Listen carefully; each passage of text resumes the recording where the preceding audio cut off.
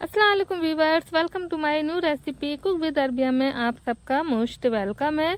आज मैं आपके लिए लेकर के आई हूँ चटपटे से मसालेदार से चिकन कबाब की रेसिपी, जो कि बहुत ही मज़ेदार बनने वाले हैं। वीडियो को लास्ट तक देखिएगा, स्किप मत कीजिएगा। स्टेप बाय स्टेप मैं आपको बताऊंगी किस तरीके से हम जो है ना इतने मज़ेदार से कबाब घर पर बहुत ही आसानी के साथ में बना सकते हैं। कोई भी ऐसी इंग्रेडिएंट्स मैं नहीं डालूंगी जो आपके घर में मौजूद ना हो। सारे सामान इजीली हमें अपने किचन में मिल जाएंगे और बहुत ही शाही से शानदार से हमारे ये कबाब जो है वो बन करके रेडी होंगे। तो चलिए चलते अपनी रेसिपी की तरफ। तो यहाँ पर मैंने चिकन लिया था जिसको धो करके रख दिया था, साथ में जो है ना दाल ली थी 1 कटोरी, इसको भी मैंने धो करके आधे घंटे पहले रख दिया था, थोड़ा सा पानी डाल करके, यानी कि भिगो दिया था मैंने उसको आधे घंटे के लिए।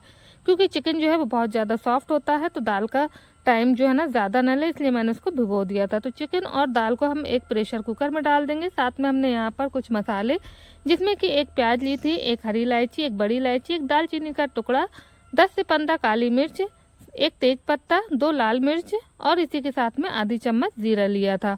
इन सारी चीज़ों को भी हम इसी के साथ में डाल देंगे। साथ में डालेंगे आधी चम्मच हम अदरक लहसुन का पेस्ट। अब इसके के साथ में जो है ना हमें डालना है नमक। नमक अपने टेस्ट के अकॉर्डिंग डालेंगे और डाल देंगे यहाँ पर 1.5 कटोरी के करीब हम पानी। पानी का बहुत ज़्यादा ध्यान रखना है, वरना हमारा जो ये जो बनेगा ना ये थोड़ा सा चिपचिपा हो जाएगा, जिसको पीसने में थोड़ी सी दिक्कत आएगी। तो इसको हम थोड़ा सा ड्राई सा बनाएंगे। अब यहाँ पर हमें डालना है मसाले, तो जिसमें मैंने सबसे पहले लाल मिर्च पाउडर 1 चम्मच डाल दी थी, साथ में आधी चम्मच जो है हल्दी पाउडर डाल देंगे। इसी के साथ में हम 1 चम्मच धनिया पाउडर डाल देंगे। क्योंकि हम मसालेदार कबाब बना रहे हैं तो इसमें सारे मसाले जाएंगे, तभी हमारे जो कबाब हैं बहुत ही चटपटे से और मसालेदार से बनेंगे, जो कि खाने में बहुत ज़्यादा यमी लगते हैं। सारी चीज़ों को डालने के बाद में हमें एक बार इसको इस तरीके से जो है ना चला देना है, जिससे कि सारे मसाले आपस में मिल जाएं। उसके बाद में हम इसको कवर करके प्रेशर देंगे। तो प्रेशर हमें इतना देना है कि 2 सीटी हमें हाई फ्लेम पर देना है और 2 से 3 सीटी हमें लो फ्लेम पर देना है। बस इससे ज़्यादा हम इसमें सीटियाँ नहीं लगाएंगे। तो जब तक कि हमारी सीटियाँ आ रही हैं, जब तक कि हम यहाँ पर तैयार कर लेते हैं कबाब में मिलाने के लिए ये मसाला। तो यहाँ पर हमने ली थी प्याज, अदरक, लहसुन और हरी मिर्च, और ढेर सारा हमें लेना है यहाँ पर हरा धनिया। तो प्याज, अदरक, लहसुन, हरी मिर्च आप अपने अकॉर्डिंग डाल सकते हैं, क्योंकि जितनी कम या ज़्यादा प्याज आपको कबाब में पसंद है उतना आप ले लीजिए। 4 से 5 कली लहसुन की और 2 इंच का हमने अदरक का टुकड़ा लिया था, और 3 से 4 हमें हरी मिर्ची ले लेना है, क्योंकि हम थोड़े से कबाब चटपटे से बनाएंगे।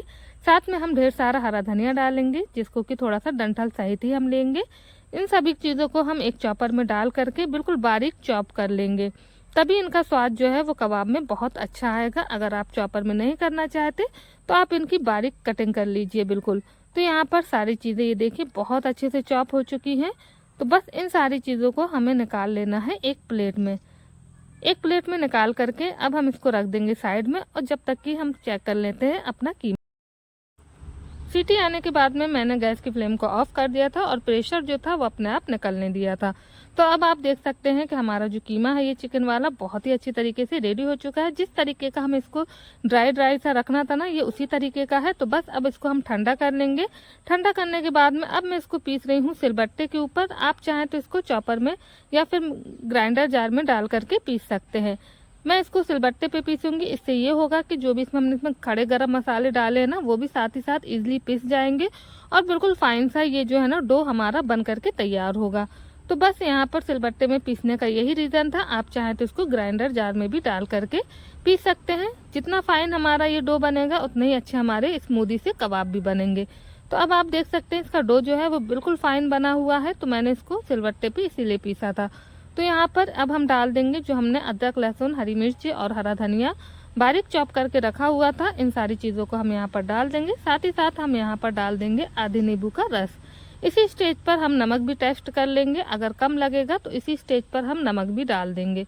तो नींबू का रस डालने के बाद में उसके बीजों को हमें हटा देना है और इन सारी चीज़ों को अच्छी तरीके से इस मिश्रण में जो है ना मिला लेना है। तो बिल्कुल जिस तरीके से हम आटे का डो लगाते हैं ना, उसी तरह का डो लगा करके हमें इसका तैयार करना है कि सारी चीज़ें उसमें अच्छी तरीके से मिल जाए। तो बस यहाँ पर हम इसको मिला लेते हैं, उसके बाद आपसे मिलते हैं। तो ये देखिए हमने इसका डो लगा करके बिल्कुल तैयार कर लिया है, और बहुत ही स्मूदी सा बिल्कुल सॉफ्ट सा ये डो जो है ना बन करके रेडी होता है। अब हम इसकी बना लेते हैं टिक्की। तो टिक्की बनाने के लिए आप अपने अकॉर्डिंग या तो इसको आप राउंड शेप में यानी कि गोल भी बना सकते हैं या फिर लंबे शेप में भी आप इसको बना सकते हैं। जिस तरीके के आपको कबाब पसंद हो उसी तरीके के आप बना लीजिएगा। तो यहाँ पर एक छोटी सी बॉल लेंगे और इस तरीके से जो है ना कबाब बना करके तैयार करेंगे। अब आपके अकॉर्डिंग है, आप इसको छोटा बनाना चाहें या बड़ा बनाना चाहें। तो पहले मैंने आपको एक छोटा बना करके दिखाया था, अब मैं आपको एक बड़ा बना करके दिखाती हूँ।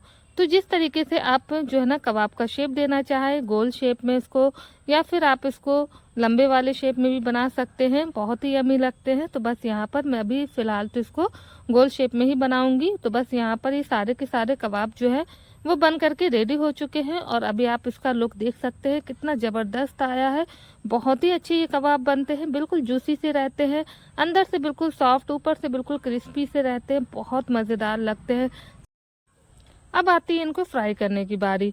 तो अब आप इसको सैलो फ्राई भी कर सकते हैं और डीप फ्राई भी कर सकते हैं। तो फिलहाल अभी तो मैं कर रही हूँ इसको सैलो फ्राई। तो इसके लिए तवे पर जो है ना हमने डाल दिया था थोड़ा सा ऑयल और ऑयल को अच्छी तरीके से गर्म हो जाने दिया। उसके बाद में हम इस तरीके से डाल देंगे इसमें कबाब और एक साइड से हम इसको हल्का सा गोल्डन कलर आने तक फ्राई करेंगे। उसके बाद में हम इसकी साइड को चेंज कर देंगे। तो यहाँ पर एक साइड से ये कबाब जो है वो सिक चुके थे, उसके बाद में हम इसकी साइड को जो है चेंज कर देंगे। तो सारे कबाब की साइड जो है वो मैंने यहाँ पर चेंज कर दी थी।